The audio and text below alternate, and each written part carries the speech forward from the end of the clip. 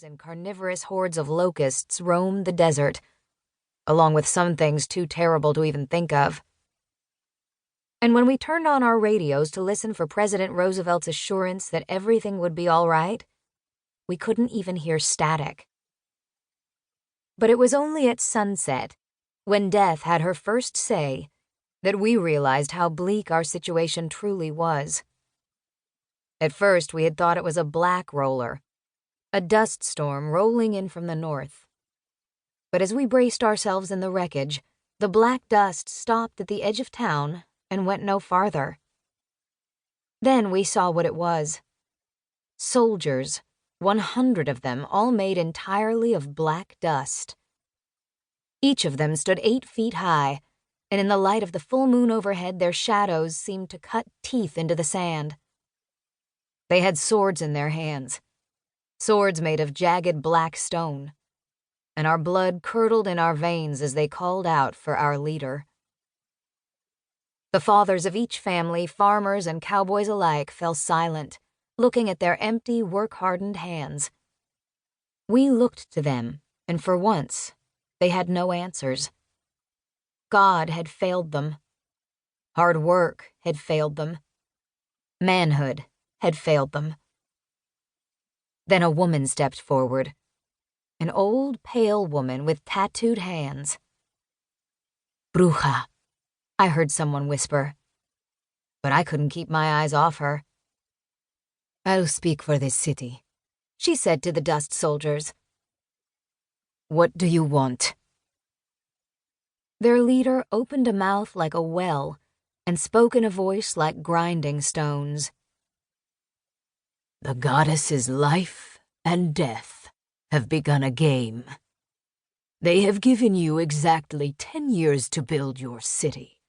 No more, no less. During those years, you will put aside 1/3 of your crops for us every year. We will return at sunset on the final day to judge you. If we judge your society good and responsible despite your difficulties, then life has won, and your society will continue. If your society has been irresponsible, then death has won the game. And every man, woman, and child shall be slain." "This is a wicked game to impose upon us," the old woman said. "Haven't we suffered through enough already?" But the dust soldiers did not or could not answer, and in the end, the old woman had no choice but to agree to the terms of the game we had been entered into. Who are you?"